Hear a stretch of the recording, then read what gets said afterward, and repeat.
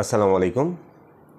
মানুষের জীবনটা যদি সার্কাসে যে হাতি থাকে না, সার্কাসের হাতির গলায় দড়ি থাকে এবং একটা খুঁটা দিয়ে বাঁধা থাকে, সেই সার্কাসের হাতির যে খুঁটা দিয়ে বাঁধা থাকে, সার্কাসের হাতিটা কিন্তু তার চক্রের ভিতরেই কিন্তু ঘুরে এবং এভাবে ঘুরতে ঘুরতে কোনো এক সময় ভুলবশত বা স্বইচ্ছায় যদি সার্কাসের গলার দড়িটা ছেড়ে দেওয়া হয়, সার্কাসের মাইন্ডসেট এরকমই থাকে এই হাতির যে সেই তার চক্রের ভিতরেই কিন্তু ঘুরে।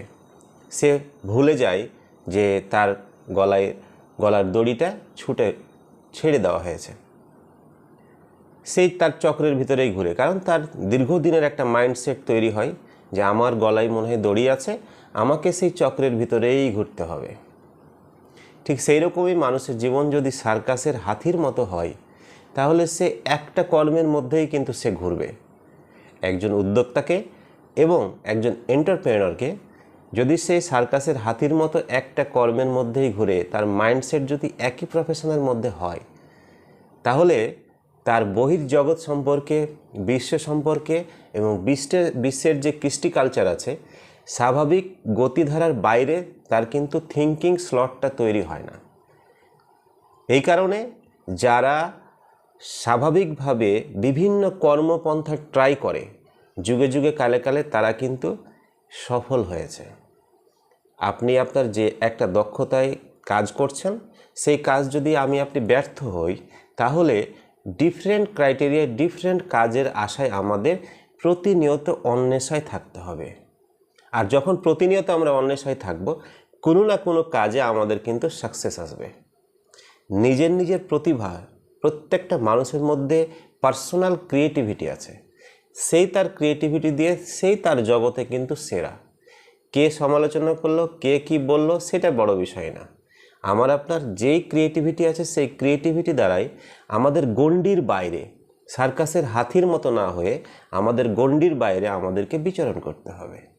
যদি আমরা সেটা বিচরণ করি, কোনো না কোনো কাজে কিন্তু আমরা সফলতা অবশ্যই পাব। বাট যদি আমাদের মাইন্ডসেটটা এরকম হয় যে শুধুমাত্র সার্কাসের হাতির মতোই আমরা যদি ঘুরি একটা প্রফেশনে, একটা গণ্ডিতে, একটা শ্রেণীর মধ্যে, তাহলে আমাদের সেই সফলতা কিন্তু সেই গণ্ডি বা সেই শ্রেণীর মধ্যে কিন্তু বিচরণ করবে। সেই শ্রেণীর মধ্য থেকে বের হয়ে এসে আমাদেরকে একটু মুক্ত চিন্তা, মুক্ত এন্টারপ্রেনারশিপ, মুক্ত চিন্তাভাবনা আমাদের অ্যাডাপশন করতে হবে। আর সেই অ্যাডাপশনটা তখনই হবে যখন আমরা আমাদের মাইন্ডসেটটাকে ডেভেলপ করতে পারবো। আমাদের মাইন্ডসেটটাকে আমরা ডেভেলপ করতে পারবো এবং আমাদের মাইন্ডসেটটাকে আমরা আমাদের জায়গায় নিয়ে যেতে পারবো। আসুন আমরা মুক্ত চিন্তা করি, সার্কাসের হাতির মতো আমরা যেন সেই সার্কেলের মধ্যে না ঘুরি এবং মাইন্ডসেটটাকে আমরা উন্মুক্ত করি।